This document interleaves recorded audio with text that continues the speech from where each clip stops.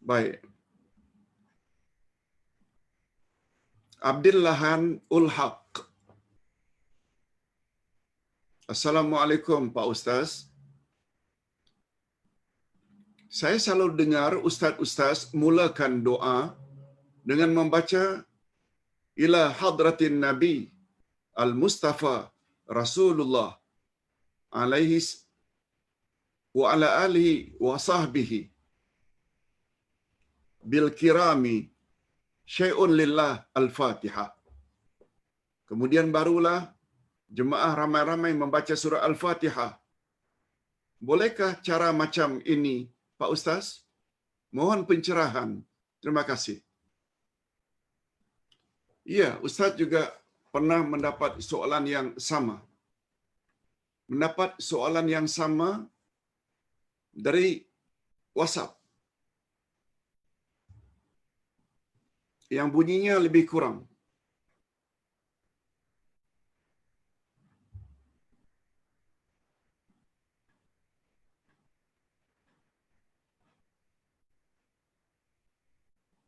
Okey, Ustaz tidak perasan di bahagian mana, tapi pertanyaannya sama. Sebab satu orang ustazah mengajar bahawa beliau telah diajar oleh gurunya bila kita hendak berdoa kepada ibu bapa, kepada kaum muslimin muslimat yang hidup atau yang mati, hendaklah baca macam ini. Sebagaimana yang ditanya tadi. Ila hadratin Nabiyil Mustafa sallallahu alaihi wasallam wa ala alihi wa ashabihi ajma'in walil mu'minina wal mu'minat wali abaina wa ummahatina wa minal muslimina wal muslimat al ahya'i wal amwat. Al-Fatihah. Yang ditanya dalam WhatsApp itu, apakah ada hadis yang sahih Ustaz, Nabi suruh begini? Ustaz jawab, jika yang ditanya amalan itu ada tak hadis yang sahih menyebutnya dari Nabi sallallahu alaihi wasallam? Jawabnya tidak ada. Tak pernah ada.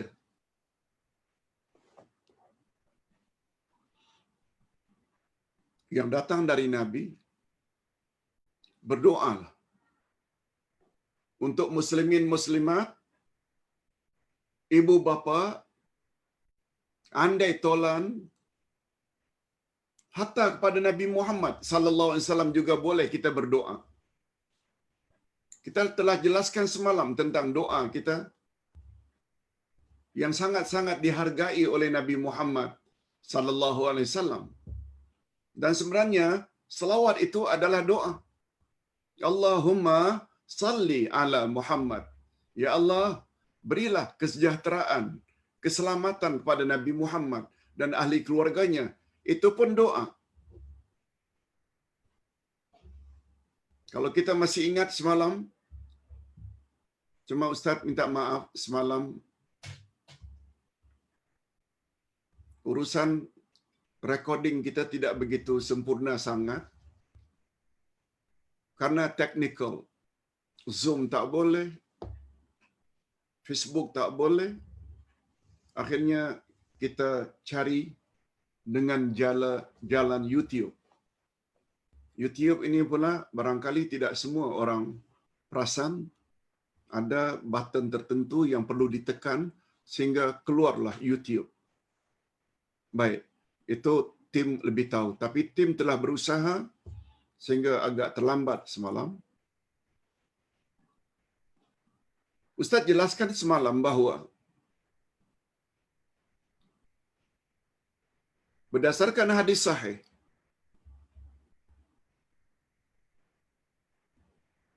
barang siapa yang mendengar azan dilaungkan, lalu dijawab satu demi satu, sama sebagaimana yang muazzin sebut, kecuali pada hayya 'alas salah dan hayya 'alal falah.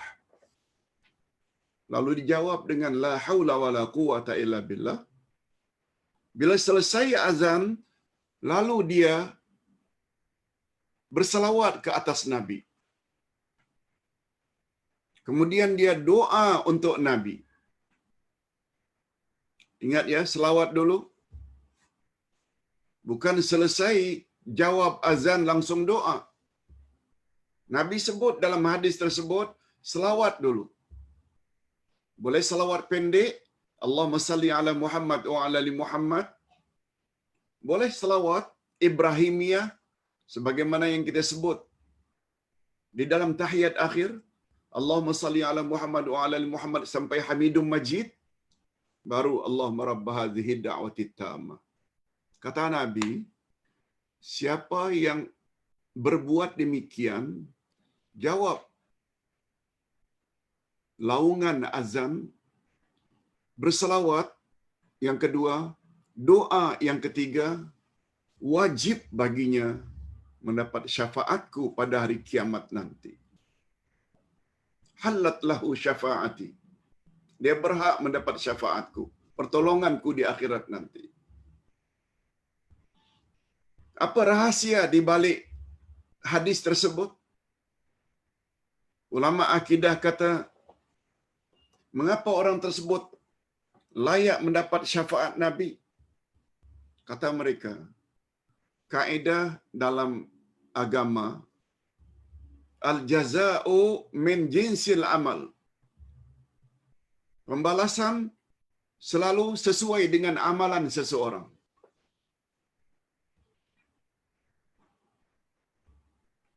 Balasan sesuai senantiasa dengan amalan orang itu. Kaedahnya al-jaza'u min jinsil amal. Okey, kita bawa dalam bab doa pada Nabi sehingga kita layak mendapat syafaat Nabi. Kata Nabi, al-wasilah adalah nama syurga yang paling istimewa di akhirat nanti.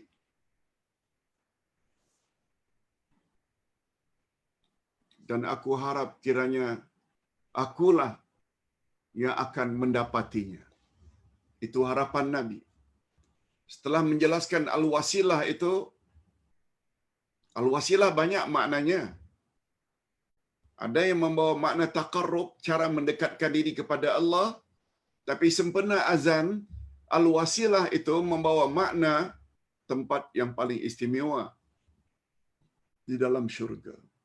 Dan Nabi mengharapkan kiranya tempat itu untuk aku hendaknya.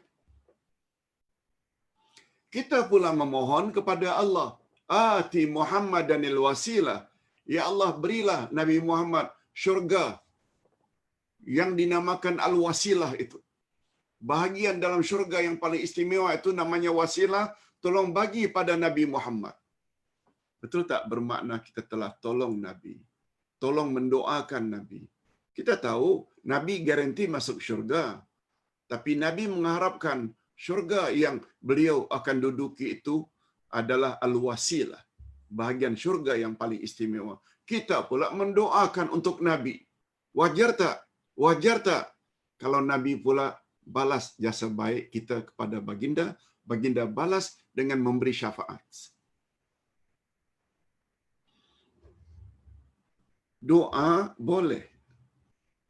Tapi tidak pernah datang dari Nabi yang kita disuruh ila hadratin Nabi sallallahu alaihi wasallam wa ashabihi dan al-Fatihah. Tak pernah datang dari Nabi. Kalau itu yang ditanya, Ustaz berani mengatakan tidak pernah datang dari Nabi. Malah Said Sabiq di dalam kitabnya Fiqhus Sunnah. Said Sabiq dalam kitabnya Fiqhus Sunnah menyebut, di mana perlunya menghadiahkan Al-Fatihah untuk Nabi? Di mana perlunya? Kata beliau, Nabi Muhammad sallallahu alaihi wasallam telah bersabda. Apa kata Nabi?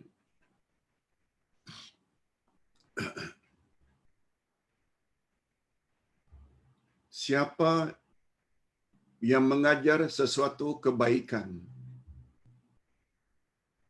lalu orang yang diajarnya melaksanakan kebaikan yang dia ajar. Contoh, A mengajar pada B tentang cara salat yang betul, tajwid yang betul, membaca Quran kepada B. Lalu B pun salat ikut sunnah Nabi. B pun membaca Quran sesuai dengan tajwid yang diajar oleh A. Begitu B buat ajaran A automatically akan dapat pahala terhadap amalan yang B lakukan, karena B lakukan itu karena ajaran A. Bila dah faham, ini belum lagi dikuatkan oleh hadis lain. Ad-dalu ala khairin kafa'ilih. Siapa yang mengajar sesuatu, maka dia akan dapat pahala seperti dia melaksanakan amalan itu. Ustaz mengajar hadirin dan hadirat serta para pemirsa bermacam-macam ilmu, akidah, fiqh, tafsir. Ustaz yang mengajar. Jika kebenaran yang Ustaz ajar itu dilaksanakan, Ustaz automatically dapat. Itu maksudnya, ad-dalu ala khairin kafa'ilih. Orang yang mengajar atau menunjuki kepada sesuatu, dia sama dengan pelakunya.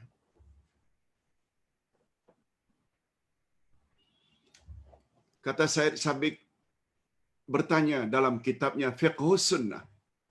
Fikih ikut sunnah Nabi. Dari mana kita semua dapat tahu membaca surat Al-Fatihah? Siapa yang mula-mula ajar surat Al-Fatihah pada kita? Pada sahabat. Sahabat kepada tabi'in. Tabi'in kepada tabi'in. Sampai ke hari kita. Hari ini, setelah 15 abad Nabi wafat, yang mula-mula mengajar surat Al-Fatihah siapa? Jawabnya, Nabi Muhammad lah. Sebab Nabi Muhammad yang dapat wahyu. Oleh sebab itu, diajarnya pada Abu Bakar, Abu Bakar mengajar pada Umar, dan sebagai contoh. Sampai hari kita, sebanyak mana Al-Fatihah yang kita baca, automatically Nabi Muhammad dapat. Lalu di mana perlunya Al-Fatihah dihadiahkan kepada Nabi Muhammad? Di mana perlunya? Kalau kita merasa perlu, maknanya kita sudah meragukan hadis sahih tersebut. Segala ajaran Nabi Muhammad kepada para sahabat yang kita ikut sampai hari ini, semuanya Nabi Muhammad akan dapat. Di mana perlunya kepada Nabi Muhammad perlu dihadiahkan? Di mana perlunya ibu bapa kita hadiahkan Al-Fatihah? Sedangkan Nabi bersabda dalam hadis, inna waladahu min sa'yi. Anak-anak adalah usaha mak bapa. Itu sebabnya segala usaha baik yang dibuat oleh anak-anak, automatically mak bapa akan dapat, sebab anak adalah usaha mak bapa. Dia kahwin dulu, dia bergaul dulu, lahir, diberinya makan, minum, tempat pakaian, pelajaran, semuanya anak ni, kita ni muncul berkat usaha mak bapa. Oleh sebab itu kata Nabi, setiap amal saleh anak automatically di mana perlunya hadiah Fatihah. Kita salat, kita puasa, kita baca Quran, semuanya akan sampai. Bila diikuti dengan doa, doa boleh. Tapi bukan dengan cara menghadiahkan Fatihah. Bila kepada ustaz ditanya, ada tak hadis sahih Nabi menyuruh menghadiahkan Fatihah? Jawabnya tak ada. Yang ada itu pandangan ulama. Bila pandangan ulama, terserahlah. Ustaz tak mau campur sangat. Sebab bagi ustaz, dalam hal agama, kita perlu rujuk kepada Nabi Muhammad sallallahu alaihi wasallam. Okey, minta maaf kalau pertanyaan ini atau jawabannya terlalu lama.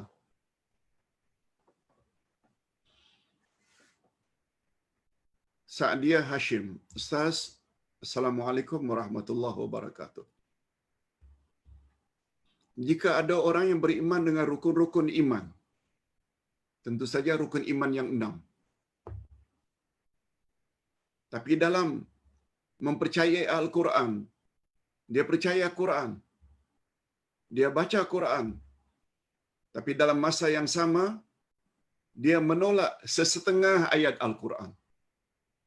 Ini masalah. Okey? Dia percaya Quran, dia baca Quran, tapi dia cuba mempertikaikan sesetengah ayat-ayat Quran. Ustaz teruskan pertanyaannya. Maknanya di sini, dia tidak mengambil semua ayat Quran yang Allah turunkan untuk kita jadi panduan hidup. Malah berkata ayat hanya sesuai untuk zaman Nabi. Dia berkata ayat tak sesuai untuk masa kini. Ia hanya sesuai untuk zaman Nabi Muhammad sallallahu alaihi wasallam. Dalam keadaan ini, orang ini termasuk ke dalam golongan mana, Ustaz? Adalah dia termasuk orang-orang yang ingkar kepada Allah sahaja atau apa? Hadirin dan hadirat. Kata Imam Asy-Syafi'i, dan Ustaz setuju sangat, iman seseorang kepada Allah bukan setakat iman akan adanya Allah, tetapi beriman segala yang datang dari Allah. Tak sempurna iman kepada Allah kalau kita tak percaya segala yang datang dari Allah. Tak sempurna iman kita kepada Nabi Muhammad sallallahu alaihi wasallam kecuali kita juga wajib beriman segala yang datang dari Nabi Muhammad. Itu sebabnya ada satu kaedah yang diperkenalkan oleh Imam Asy-Syafi'i. Amantu billahi wa bima jaa anillah. Aku beriman kepada Allah dan segala yang datang daripada Allah. Amantu bir rasul wa bima jaa anir rasul. Dan aku beriman pada Rasul dan aku juga beriman segala yang datang dari Rasul. Beriman pada Allah, betul? Tapi segala yang datang dari Allah itu Al-Quran. Quran itu kalamullah. Dan Allah sebut pada awal-awal Quran lagi, Zalikal kitabul la raiba fi hudal lil muttaqin. Ini adalah kitab Quran, tidak ada sedikit pun keraguan di dalamnya.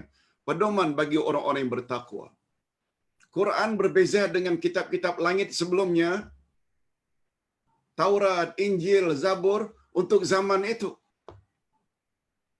Tetapi karena pengutusan Nabi Muhammad sallallahu alaihi wasallam, "Wa ma arsalnaka illa kafatan linnas." Kami tidak utus engkau hai Muhammad kecuali untuk seluruh manusia. "Wa ma arsalnaka illa rahmatan lil alamin." Kami tidak utus engkau hai Muhammad kecuali sebagai pembawa rahmat untuk seluruh alam. Itu sebabnya satu-satunya kitab langit yang mendapat garanti, jaminan tidak boleh dipalsukan hingga kiamat, hanya Al-Quran. Maknanya, ajaran Al-Quran berkuat kuasa hingga kiamat. Mengapa Quran saja yang dijamin tidak boleh dipalsukan?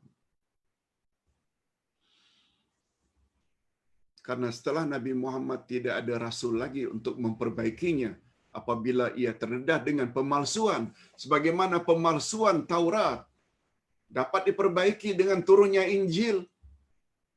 Itu sebabnya kata Nabi Isa, tidaklah aku diutus kecuali untuk menyempurnakan ajaran Musa. Ini yang orang Yahudi tak suka dengar ini. Sehingga mereka juga tolak Nasrani Kristian. Karena Isa buat statement di dalam Bible, Injil, aku tidak diutus kecuali untuk menyempurnakan ajaran Musa. Sedangkan Yahudi pula sudah declare bahwa mereka the chosen one. Mereka lah umat yang terbaik. Injil juga tidak dijamin. Itu sebabnya turun Quran. Mereka mendakwa Isa anak Tuhan. Al-Quran betulkan, lam yalid wa lam yulad. Jangan kata Allah ada anak. Allah tak beranak dan tidak diperanakkan. Itu peranannya Al-Quran. Nah, kalaulah Al-Quran diturunkan untuk seluruh manusia hingga hari kiamat, lalu seseorang mendakwa konten Al-Quran itu hanya untuk panduan orang-orang di zaman Nabi, bukan untuk zaman kita. Ustaz cenderung statement itu boleh membawa kufur, sebab sudah mula mempertikaikan. Na'udzubillah min dzalik. Hati-hati membuat statement. Hadirin dan hadirat rahimakumullah. Kita teruskan.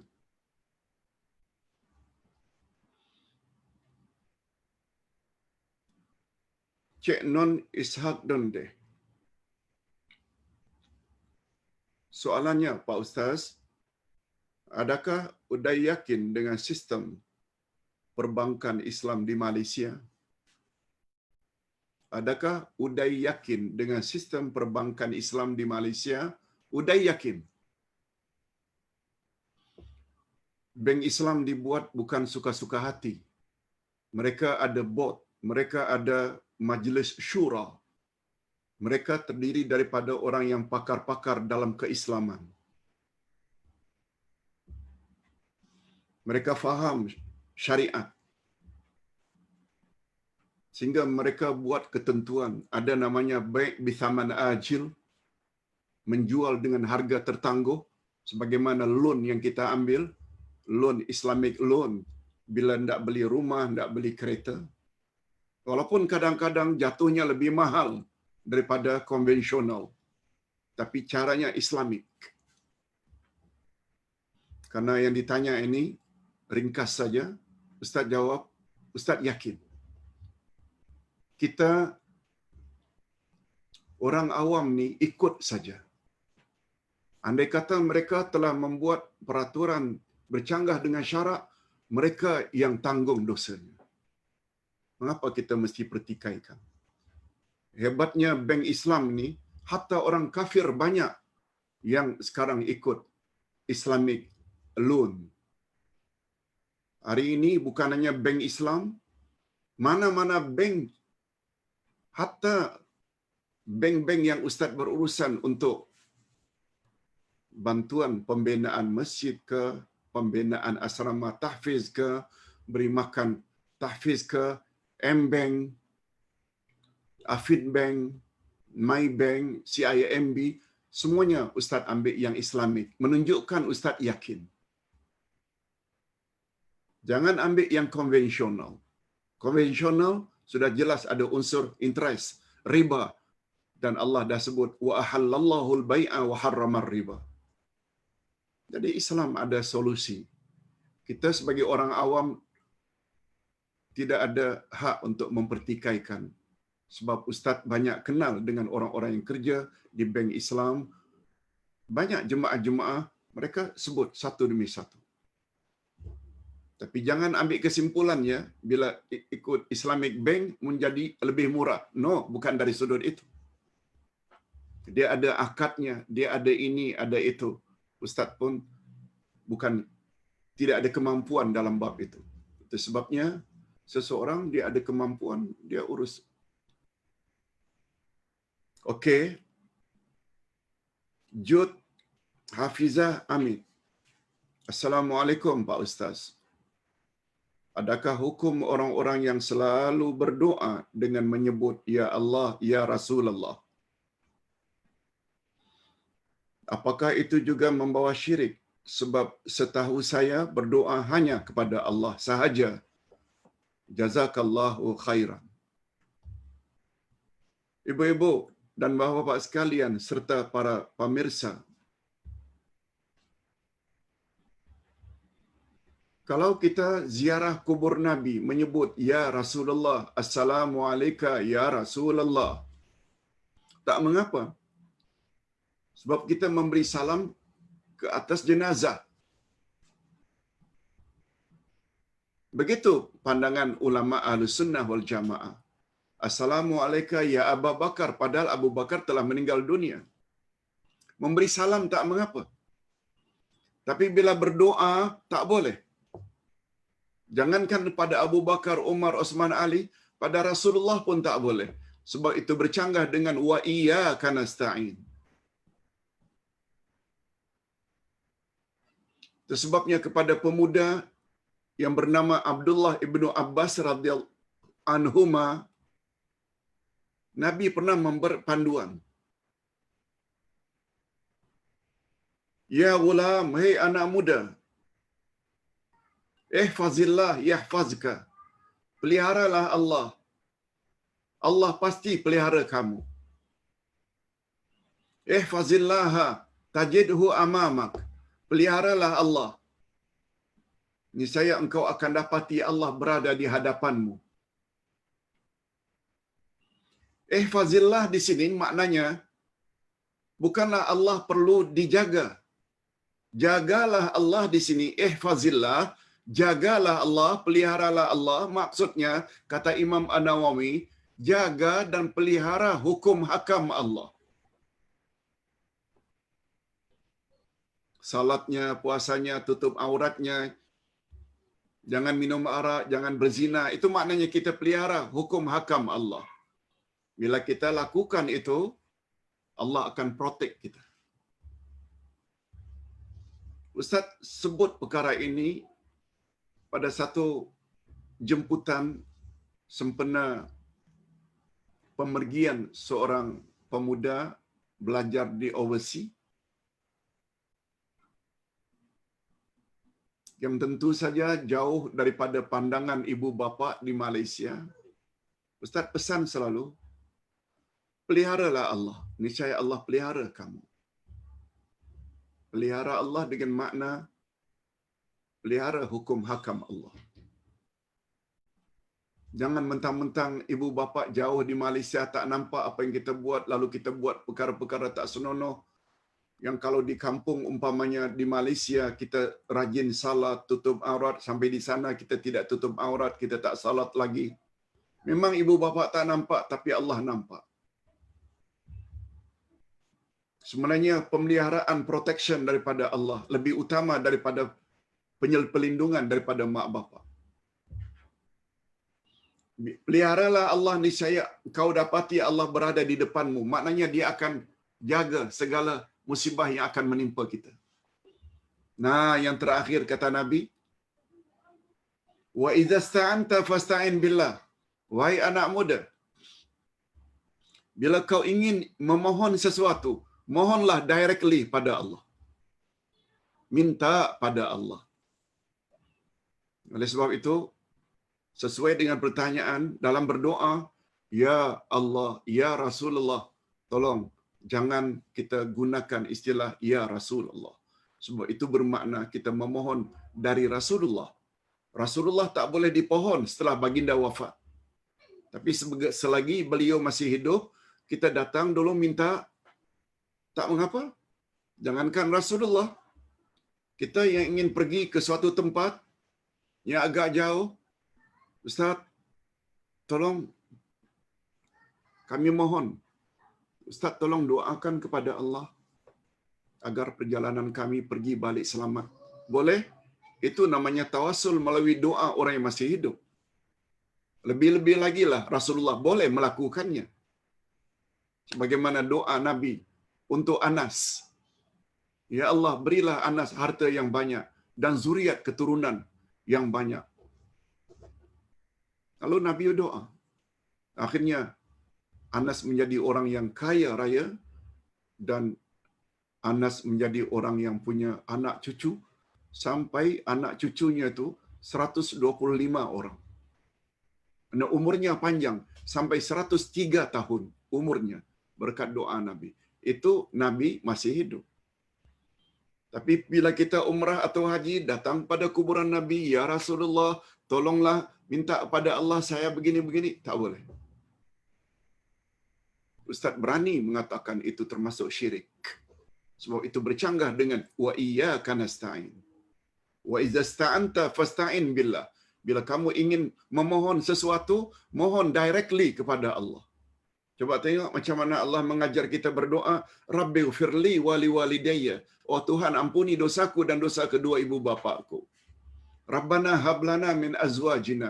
Ya Allah, berilah kami pasangan hidup dan zuriat, keturunan yang menyedapkan pandangan mata dan hati kami. Rabbana hablana. Dah macam-macam lagi pertanyaan. Rabbana la tuzigh qulubana, Rabbana zalamna anfusana. Semua Rabbana atau Rabbi. Jangan kepada yang lain.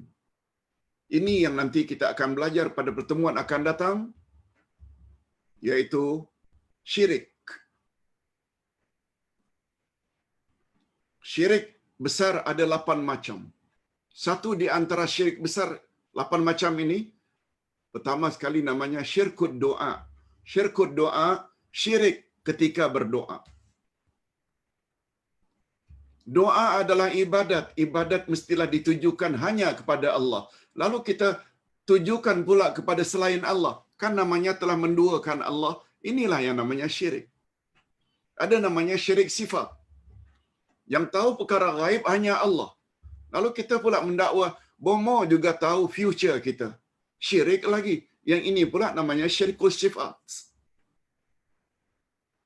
Bila kita kaji, banyak di kalangan orang-orang awam kita yang tak belajar akidah telah terjerumus dalam bab ini. Bila terjerumus dalam bab ini, boleh tak mengakibatkan semua haji mereka, umrah mereka, salat mereka cancel, musnah.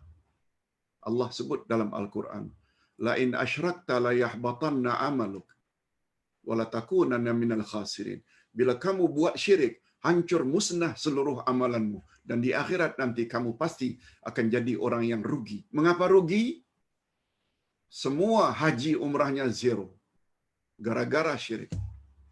Itu sebabnya belajar akidah ni sangat-sangat mustahab. Itu sebabnya mengapa dalam Islam tobat hendaklah didahulukan daripada ibadat. Sebab ada beberapa dosa yang boleh mengakibatkan amalan kita jadi zero. Tidak ada nilai di sisi Allah. Tak ada value. Na'udzubillah min dzalik.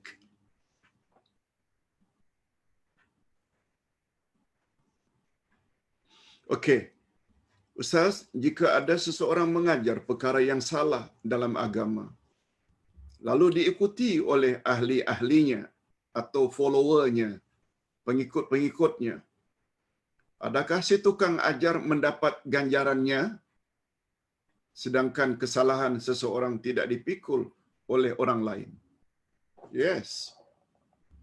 Safar, Otai Safar tanya, Ustaz, tadi ada sebut, jika kita mengajar kebaikan kepada orang lain, lalu orang lain yang diajar kebaikan buat, betulkah kita dapat pahala? Kita kata betul.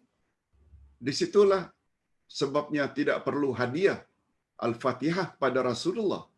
Sebab kita diajar pertama kali oleh siapa?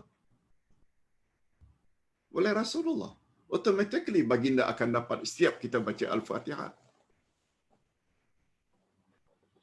Pertanyaannya, kalau sebaliknya Pak Ustaz, yang dia ajar umpamanya black magic, ilmu-ilmu kebal, bila yang diajarkannya macam mana hendak menyantau orang lain, semuanya itu adalah maksiat dan dosa. Apakah yang mengajar itu juga dapat? Jawabnya dapat. Ustaz saja tadi yang tak baca hadis itu lengkap. Hadis lengkapnya, siapa mengajar suatu kebaikan, maka orang yang diajarnya melakukannya, maka yang mengajarnya dapat mendapat kebaikan yang serupa tanpa dikurangi sedikit pun. Ada istilah dari Nabi, tanpa dikurangi sedikit pun. Selanjutnya kata Nabi, siapa yang menyebarkan ajaran-ajaran salah, lalu followernya pula buat kesalahan-kesalahan tersebut, maka yang mengajarnya juga akan dapat dosa sama dengan dosa orang yang melakukannya. Taruhlah followernya 100 orang. 100 orang itu selain dosa mereka tanggung masing-masing, juga yang mengajar pertama kali itu akan menanggung dosanya. Di sinilah perlunya bila mengajar, jangan setakat mengajar. Cari sumbernya. Itu sebabnya Ustaz selalu kata kepada jemaah, Ustaz itu kata begini-begini, apa pandangan Ustaz? Ustaz kira tak perlulah kita tanya macam, tak perlulah kita tanya. Tanya tu boleh. Apalagi kata Nabi, as-su'alu nisful ilmi. Bertanya itu setengah daripada ilmu. Tapi kalau ustaz yang mengajarnya itu sekedar orang cakap begini, bagus, makbul doa. Orang cakap tanpa membawa dalil dari Quran atau hadis Nabi.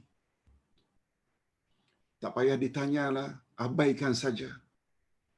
Yang datang dalam Quran dan hadis Nabi yang sahih-sahih untuk kabulnya doa tak terbuat bila kita nak buat. Doa di antara azan dan qamat tidak akan ditolak oleh Allah. Doa dalam sujud, perpanjangan sujud, perbanyakan doa, tempat yang paling dekat antara kamu dengan Allah, banyakkan dalam doa dalam sujud. Doa sebelum salam, setelah tahiyat akhir, baca doa. Semuanya itu tempat makbul. Allah merayu, orang-orang yang banyak dosa, ini sepertiga akhir malam, minta ampunlah kepadaku, aku akan ampunkan dosa-dosamu. Orang-orang yang ada hajat, mintalah padaku, aku akan kabulkan hajatku. Semuanya hadis sahih. Bila kita tidak buat, tak terbuat. Mengapa tidak dengar cakap-cakap?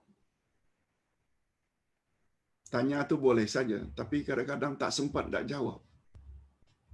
Tolong gunakan sedikit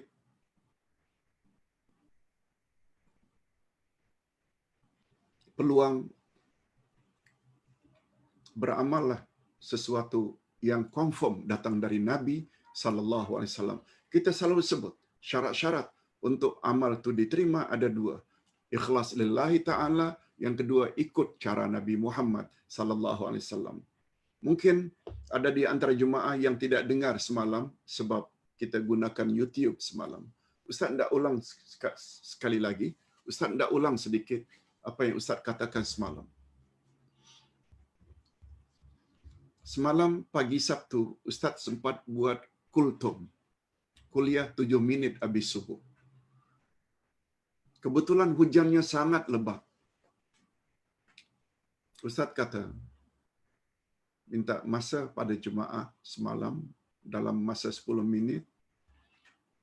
Ustaz beritahu satu perumpamaan yang sangat cantik dari Rasulullah sallallahu alaihi wasallam. Dalam hadis sahih riwayat Imam Bukhari, antara ajaran yang aku bawa daripada langit, Nabi gunakan istilah dari langit. Sebab ajaran Nabi ini berdasarkan wahyu. Wahyu turun dari langit. Allah di langit. Begitu Allah sebut. Sebabnya bila berdoa, kita angkat tangan mengarah ke langit. Antara ajaran yang aku bawa dari langit dengan sikap manusia di atas muka bumi, sama betul dengan hujan yang lebat turun dari langit menimpa bumi. Ada bahagian bumi yang bersedia menerima air hujan. Akhirnya kawasan itu jadi subur. Maka tumbuhlah tanam-tanaman dengan subur, rendang dan banyak buah-buahannya yang dimanfaatkan oleh makhluk hidup. Sama ada manusia atau binatang. Jenis tanah yang kedua berlekuk-lekuk, tapi keras, batu. Air hujan yang turun dari langit, dia hanya mampu menampung. Air yang ditampung itu dimanfaatkan oleh makhluk yang lalu lalang. Kubang, lembu gunakan untuk berkubang, manusia untuk beruduk, siram jambangan, binatang untuk minum, banyak dapat manfaat dari air yang tertakum. Tapi dia tidak meresap. Maknanya dia berguna untuk orang lain. Ada jenis tanah yang ketiga, rata, datar, keras pula, seperti turab, seperti aspal.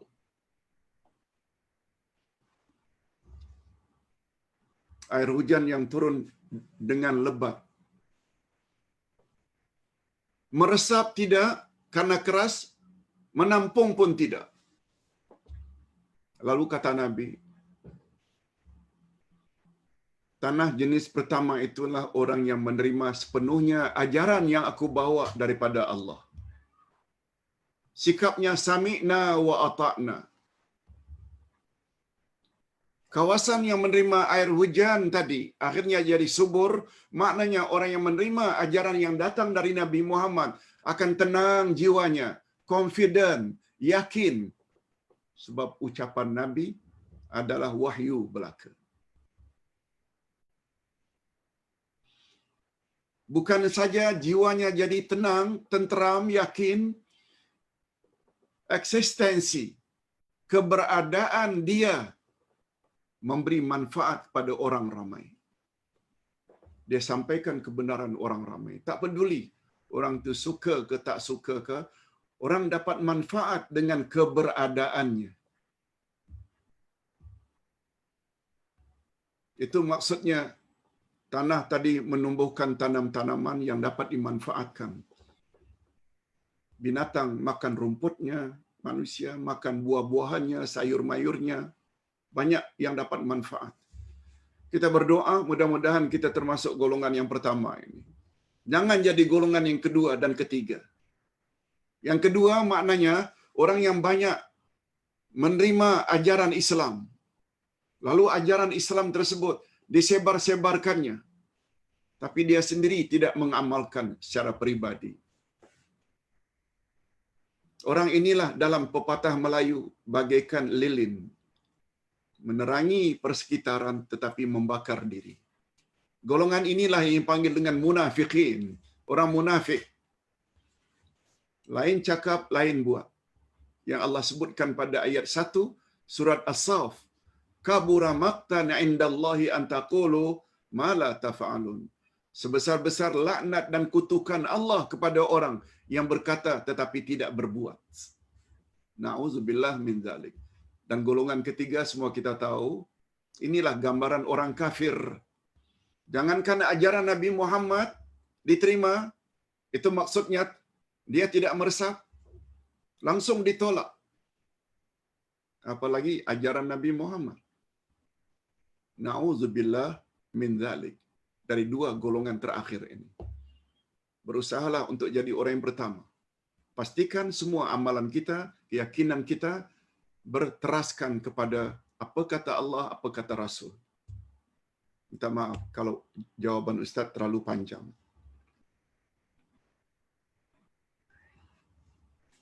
Yang keenam, Muhammad Naufal. Ustaz, apa hukum jika seorang termakan babi? Okey. Penggunaan perkataan ini maknanya tak sengaja. Kalau tak sengaja, tak ada dosa. Malah makan babi dengan sengaja, ada ketikanya juga tidak berdosa. Bila sampai ke peringkat darurat, emergency. Dalam Quran disebut, setelah menyebut hurrimat alaikumul maitatu waddamu walahmul khinzir, diharamkan ke atas kamu memakan bangkai, darah dan daging khinzir. Sambungan ayat itu menyebut kecuali bagi orang-orang dalam kondisi darurat, emergency. Berhari-hari terapung-apung di lautan. Tidak jumpa penyelamat. Makanan tak ada.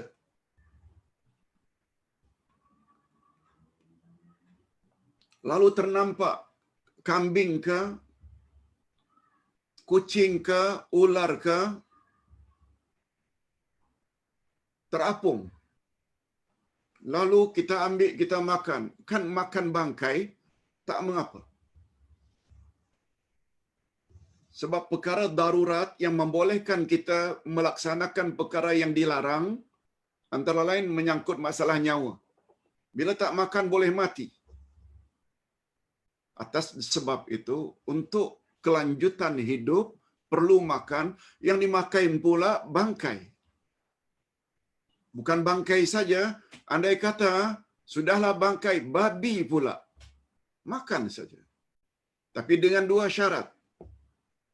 Pertama, tidak mahu. Pertama, tak mahu, tahu itu babi, tahu itu bangkai. Yang kedua, jangan berlebih-lebihan. Cukup sekedar menahan karena tidak meneruskan atau kelangsungan hidup. Dua syaratnya. Pertama, tak mahu. Yang kedua, tidak berlebih-lebihan. Itu sebabnya oleh ulama ilmu usul dibuat satu kaedah ad-darurat tubihul mahzurat. Apabila sampai ke peringkat darurat, maka yang tak boleh hukumnya boleh. Jadi sesuai dengan pertanyaan Muhammad Naufal, bila termakan babi, jangan pula kita minum air tanah, tak sama, tak payah. Tobat saja pada Allah. Termakan maknanya tak sengaja. Tak ada dosa. Tak ada dosa. Sebagaimana pertanyaan seseorang, Ustaz, beberapa hari yang lalu saya puasa hari putih.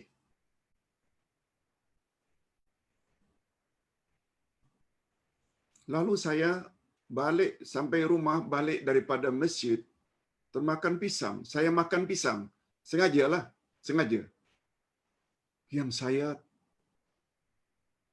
tak perasan yang saya sedang puasa. Ini pernah berlaku di zaman Nabi SAW. Ketika ditanya, Nabi hanya jawab, itu adalah rezeki daripada Allah. Teruskan puasamu. Begitu menurut Nabi SAW dalam perkara-perkara yang kita tak tersengaja. Tak ada dosa. Yang ketujuh, second last, jika kita ziarah ibu bapa, isteri yang dah meninggal dunia, adakah boleh kita ucapkan salam, sebut nama-nama mereka? Hadirin dan hadirat, menyebut nama mereka tidak mengapa. Sebagaimana dalam doa kita ketika ziarah kubur Nabi, kubur Abu Bakar dan Umar. Assalamualaikum ya Rasulullah. Assalamualaikum ya Abu Bakar. Assalamualaikum ya Umar. Oleh sebab itu, bila kita tidak sebut, tak ada salahnya. Lalu kita pun berdoa.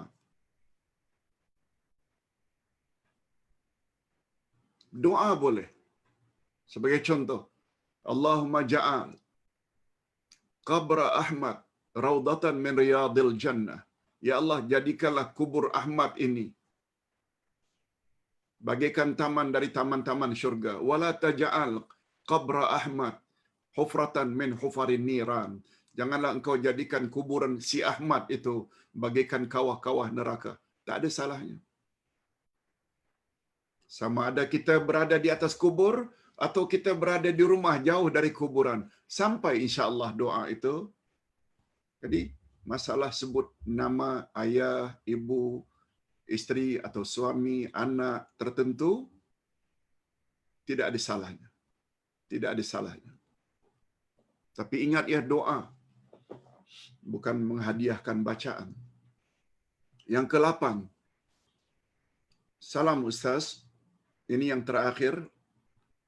Nama Ahmad sebagai rasul terakhir? Adakah ia tertulis di dalam kitab Yahudi, Taurat, Zabur, atau kitab Kristian, Bible? Hadirin dan hadirat rahimakumullah. Tentang tersebut atau tidak nama Ahmad ini dalam Bible, Taurat, Injil, Ustaz tak pasti. Yang pasti ia tertera di dalam Al-Quran. Tidak menyebut nama Muhammad, tapi Ahmad. Tentang apakah rahasianya? Wallahu a'lam. Sebab Ahmad dengan Muhammad itu maknanya sama. Ahmadu, orang yang terpuji. Muhammad juga orang yang terpuji. Tetapi yang Ustaz yakin tentang Rasul terakhir ini disebut dalam Al-Quran, dalam Taurat dan Injil, yang Ustaz yakin dan pasti, yaitu tentang sifat Rasul terakhir. Sifat. Tentang nama, minta maaf, Ustaz tidak pernah jumpa, Ustaz tak berani kata, tetapi mereka confirm. Tahu Nabi Muhammad itu Rasul terakhir melalui sifat-sifatnya. Sebabnya Allah Subhanahu wa Ta'ala pernah menyebut tentang orang Yahudi dan Nasrani. Mereka mengenal Nabi Muhammad lebih daripada orang lain mengenal Muhammad. Berbanding dengan musyrikin penyembah berhala, Abu Jahal, Abu Lahab, musyrikin Mekah, Arab Jahiliyah, berbanding Yahudi dan Nasrani, yang lebih kenal dengan Nabi Muhammad, siapa? Mungkin kita akan jawab, orang Arab lah, sebab mereka hidup bersama Nabi Muhammad. Sejak kecil lagi, beliau adalah orang baik, sehingga mendapat gelaran Muhammad Al-Amin. Tidak. Yang lebih kenal Nabi Muhammad sebenarnya adalah Yahudi dan Nasrani, sebab rasul-rasul mereka, Musa dan Isa, sudah pun menyebut dalam Taurat dan Injil sifat-sifat Rasul akhir zaman. Itu sebabnya Allah gunakan istilah kepada Bani Israel, wala takunu awwala kafirin bi. Apa maknanya? Janganlah kamu, hei orang-orang ahli kitab, menjadi orang pertama yang menolak Nabi Muhammad. Wala takunu awwala kafirin bi. Kata ulama tafsir, ayat tersebut mengandung ancaman yang keras kepada Bani Israel, Yahudi dan Nasrani. Allah tak gunakan la takfuru.